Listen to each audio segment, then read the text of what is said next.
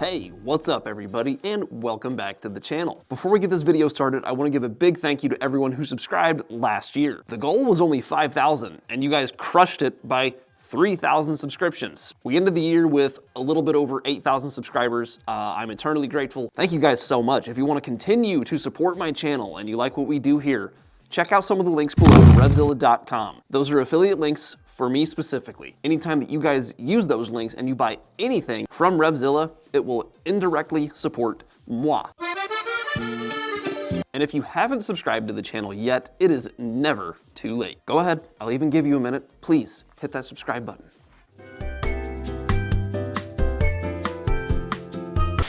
And of course, if you want to support even further, a like on this video is tremendously helpful for the algorithm, and if you share this video, that also helps as well. But if you couldn't tell already by the title, today's video is going to be about the best naked motorcycles of 2024 for beginner riders. This is a tier list video. It's going to be a pretty short video. I've only got 6 candidates in the running for this entire video, but we'll talk a little bit about each one, and I'll tell you why I've put them where I've put them. And if you think I'm wrong about any of this, please put it in the comments below. Your hate comments only fuel my videos and put it back into the algorithm. So thank you especially to the haters.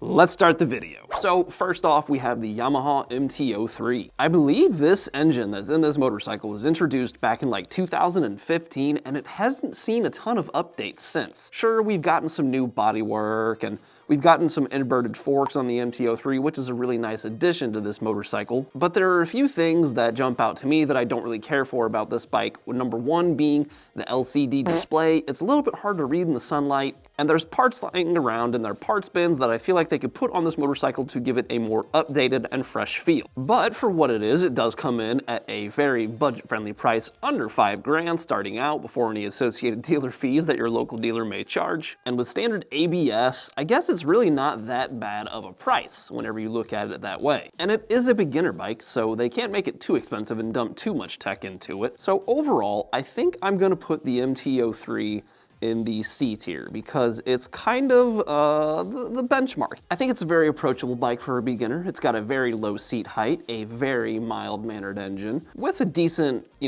peak horsepower at about 42, and it only tips the scales at about 370 pounds, so it's very lightweight and easy to maneuver around and approachable for a beginner to give you that confidence to get a leg over it and say, hey, this isn't so bad. All right, and next up is what I would define as a slightly beefed up version of the MT3 from none other than Kawasaki, the Green Company. The Z400 makes the highest horsepower out of all the motorcycles we're going to be looking at today, which makes it a great candidate for a beginner, not because it's got oodles and oodles of power for you to just grip it and rip the throttle, but because that power allows you to grow with the bike and figure out where the bike likes to be in the rev range to extract that power and apply it down to the pavement on the streets and get the most out of your beginner riding experience if you were to purchase one. The ergonomics are a little bit more aggressive than the MT3. It kind of pushes you a little bit further into the tank with a very slightly inclined seat. Still a really low seat height, just under 31 inches. And surprisingly, the wet weight is actually less than the MT3 at just like 363 pounds wet and ready to ride, I believe is what it is. But a really fun package, and because like I said, it is a just more beefed up version of the MT3, I'm gonna put it just slightly above in the B tier. Okay, and next up we have a motorcycle that many of you might not be familiar with, but overseas they are easily the most popular motorcycle being produced, purchased, and sold. Maybe do a little bit of research on them. This is the Royal Enfield Meteor 350. This big bad dog runs a itsy bitsy 350cc air-cooled single-cylinder engine. It has a 5-speed gearbox, and it's actually got a lot of great features on it. The earlier generations had navigation even powered by Google on the dash display. ABS comes standard. It's a very low seat height. You get a heel toe shifter, and you also get a center stand. And also, with it being air-cooled, it's very, very low maintenance. It's gonna be super easy to work on for anyone who isn't even mechanically inclined to begin with. And it's kind of out of its wheelhouse here. I know this isn't really fitting the aesthetic of the other motorcycles that I'm going to be showing today, but it is a really good contender for anyone who isn't chasing speed. They don't need anything super aggressively styled with amazing suspension, and they just want a simple, relaxed, motorcycling experience. It's actually quite a peach. I've ridden one and I had a great time on it. But if you're looking to get somewhere fast, this is not the bike for you. If you want something that is very, very mellow, easy going, easy to ride, and isn't constantly begging you to rev it to the moon, this is it. Oh, and one more thing, this little bugger comes with a 3-year warranty, and it's available in a few different trim levels, so you can kind of customize it and tier it for what you want it to be for, I think, increments of about $100, but it starts right around $4,700, which is pretty good bang for the buck considering how long your warranty runs for. You also get a bunch of benefits whenever you buy a Royal Enfield. They have like roadside assistance, emergency fuel delivery, and various other things on a little list that they give you when you buy. And even though it's way down on horsepower, only churning out a peak of 20 horsepower at a face-melting 6,000 RPM, I think the value for what Royal Enfield is providing in this itsy-bitsy, approachable, lovely little package warrants putting it just under the MT3. We're gonna put that down in the D tier. Again, I know it's out of its wheelhouse. It's probably not a super fair comparison because it's kind of a more cruiser style motorcycle or a standard style motorcycle rather than a hyper naked. But you know what? My video, my rules. Okay, next up we have the Honda CB300F. I really, really like the aesthetic of this bike. I think as far as curb appeal goes, this is the best looking one. Honda's done a great job of blending kind of a retro style, somehow making it new aged. We'll call it neo-retro. The only downside to this motorcycle is that it's not that much more cost effective. I think by only like $50 less, coming in at $4,949 MSRP.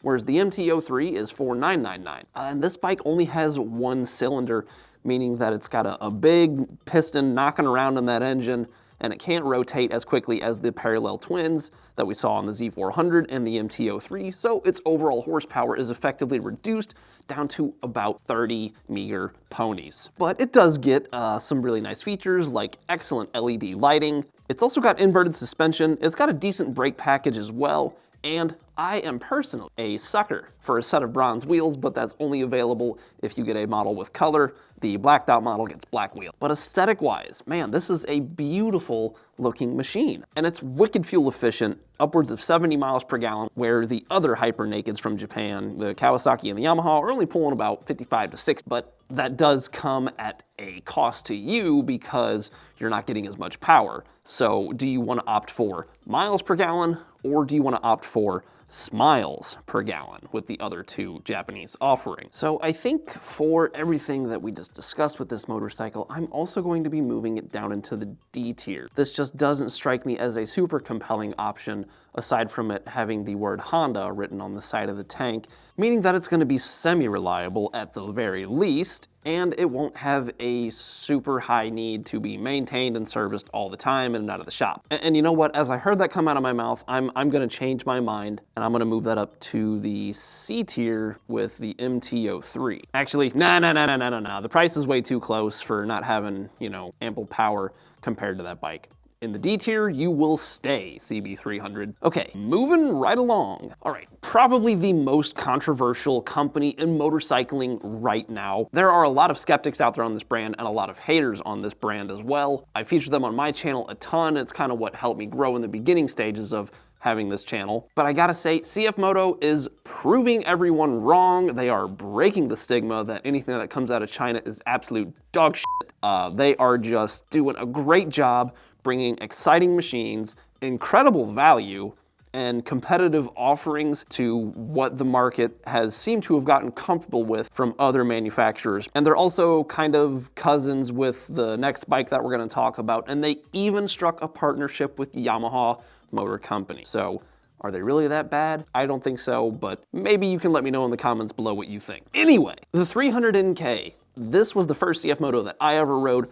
I really enjoyed it. It really, on paper, is a CB300F, just not a Honda. Comes with ABS standard. Comes with LED light standard. Comes with a very low slung exhaust to keep your center of gravity low. Comes with a slipper clutch standard. Comes with a TFT display standard. Comes with Bluetooth on that display standard. Comes with navigation standard. And I've heard mixed reviews on how well that display works with that navigation and all those other features, so I won't let that weigh too much into my decision here. But price is probably the biggest attractive feature for this motorcycle. And it's not even necessarily that CF Moto on all of their models has, you know, thousands and thousands less. Some of them are a couple $100 less. Some of them are the same price as the other offerings out there, but what they're bringing are features and value to their buyer. They're not skimping out on features, and they're giving you a lot of bang for the buck. Your dollar stretches very far with this brand. They have a 2-year warranty on most of their on-road offerings, where Japan motorcycles only have 1. I'm surprised again and again and again just how much value they can pack into this machine to compete with the other brands who have gotten comfortable with where they're at. So let's recap just, you know, briefly. Essentially a CB300 on paper.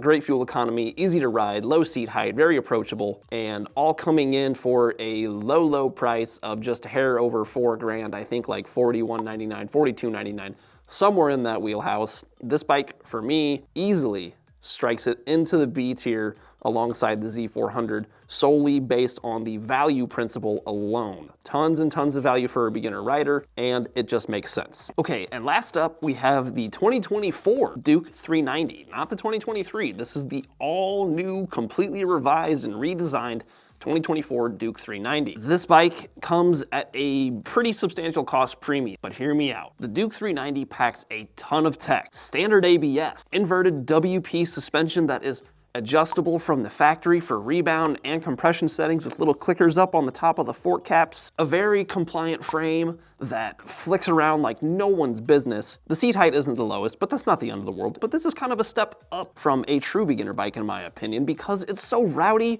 rompy, ripping, and lightweight that someone looking for a second bike could buy one of these and have a really good time with. It does come at quite a premium though, $62.99 starting MSRP, which means that you're probably looking somewhere north of $7,000 by the time you get it out of the dealer after associated freight fees and setup fees and stuff like that, plus tax, title, blah, blah, blah, blah, blah. So it's quite a bit to bite off for your first motorcycle, but I can almost guarantee you will not be disappointed.